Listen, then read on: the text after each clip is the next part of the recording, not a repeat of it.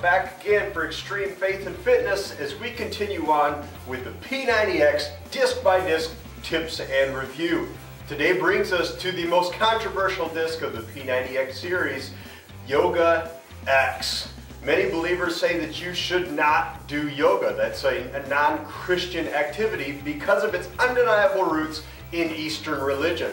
If you want to know Extreme Faith and Fitness stance on that, watch our video called Should Christians Do Yoga X? But for the sake of this being a product review, we can't give an honest review without doing each and every disc of the program.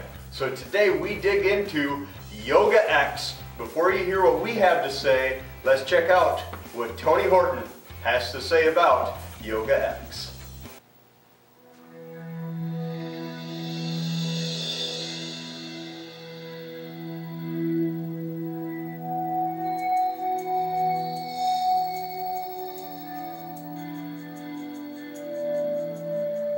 The great thing about Yoga X is it's going to focus on your weak spots.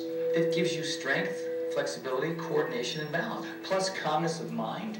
There's a whole bunch of people that say, I don't want to do no yoga. It's silly and it's weird. They do these crazy ohms at the end. Expand the mind here a little bit and try something new. I can do things at my age of 45, not because I can do a bunch of pull-ups. It's because I do yoga. That's what Tony had to say. Here's what we have to say. First off, yoga is no joke. Myself, for me, doing the classic of P90X, every Thursday is yoga day. Recovery weeks, every Monday and Saturday is yoga day. And I honestly thought going into this that Thursdays were going to be the easiest day for me. The yoga would be simple because I've seen it before. It's for women and it's for old Oriental men. I soon found out that every week I get my butt kicked by a woman's workout. This is the disc that I sweat the most to of any of the discs, hands down. You're going to want a towel. You're also going to want some sort of padding. Maybe you got a good enough padding underneath your carpet. That may be just fine for you. Otherwise, head to Walmart, head over to Extreme Faith and Fitness, get you a cheap yoga mat, have some sort of padding because some of these moves are going to be kind of hard on your knees when you're down on the floor. This is all about breath work, it's all about state of mind, and it's about creating flexibility and long, lean muscles. Huge things when it comes to your health and to your fitness. Let's take things one step at a time though. Let's start before you work out. Before you start your yoga routine, make sure you've got some water handy, make sure you've got a towel handy, and you have some sort of padding available as well. Very important.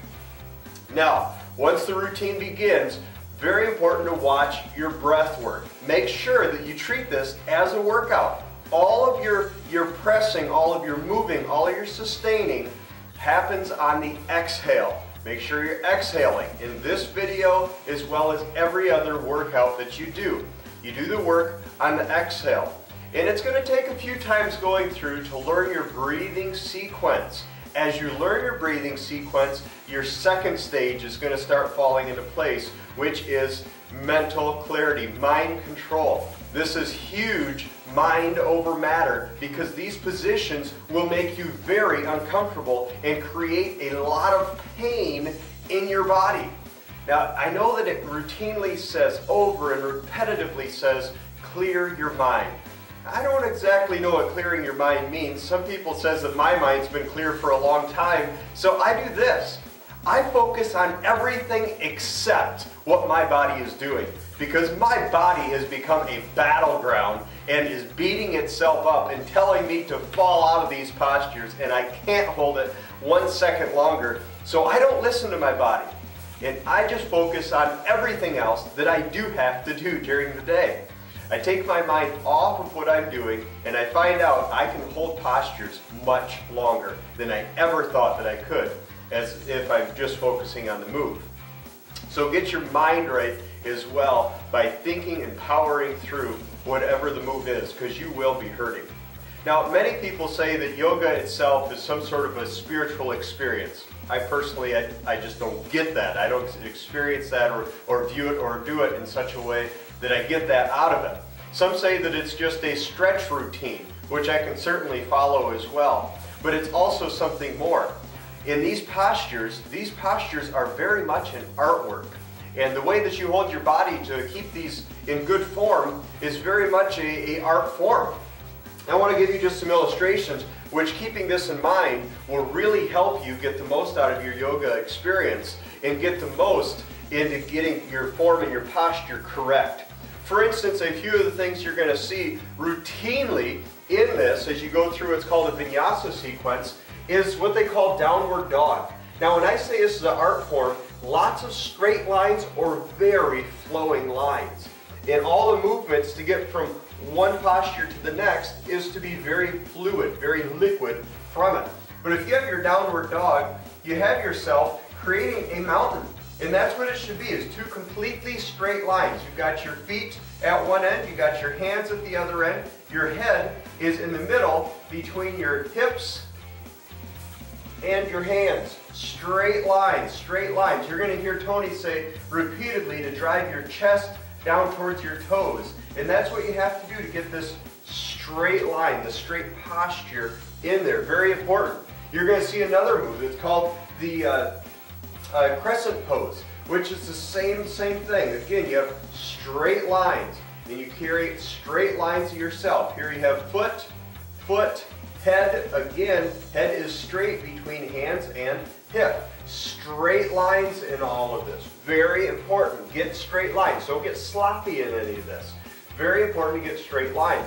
If you keep that in mind, you're going to have no problem in any of the other sequences just by this one basic principle. Maybe you're going to have that of the Warrior 2. Again, you have straight lines, hand to hand, straight line. You have knee to foot, straight line. Everything's all about straight lines. As you get into it, you're going to have this whole video, hour and a half long, divided into two sequences. The top half is what's the vinyasa sequence, which you go through this crazy sequence that you just have to do it on your own to get the full feel for it. But you do 24 or 26 of these, and every time you add an additional move, you add an extra move with it. Very hard, very repetitive, but gives great results.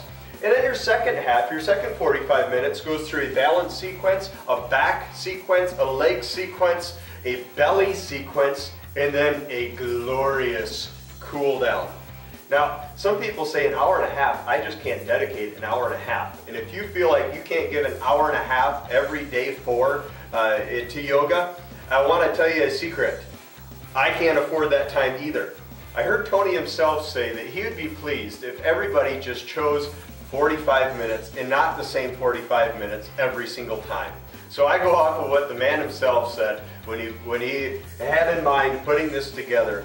Keep it 45 minutes and that will be just fine for you. If you can do the full hour and a half, hey, good for you. Works out well. Do the full hour and a half. Otherwise, try to hit the 45-minute mark.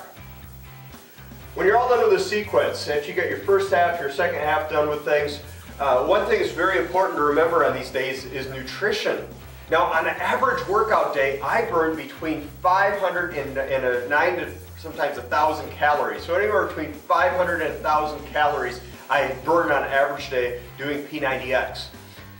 On yoga days, I might burn 200, which for my nutrition, that means I have a huge gap.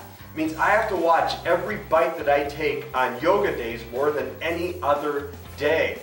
Very important to watch your calorie count. It could be very easy to go over your calorie counts because you're not burning the calories. This means your intake must be lower because your exhaust, your out, is not as high on yoga day.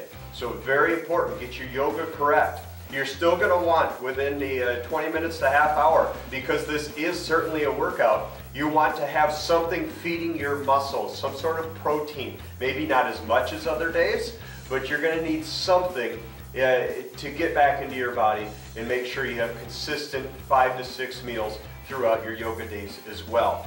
Some tips for this I've given you. Make sure you see it as an art form as well. Make sure you go as deep as you possibly can. The greatest tip for it is don't give up. Some people give up in the vinyasa sequence as it is very, very repetitive. Remember, this is P90X. Bring it every time. This is important for you to be flexible. If you don't feel comfortable doing the yoga videos because of your faith, by all means, do the Stretch X. It's another great option, and it's extreme as well. You're gonna feel a good stretch with it. The more that your muscles are lengthened, the greater range of motion you're gonna have with them, and the greater strength you have when they have more room to move. Very important, Yoga X. That's what we have for you. Let's see what you get out of it on your own doing this. Yoga X, P90X. This has been Randy Barton for Extreme Faith and Fitness, product review, disc by disc of the X. We will see you next time.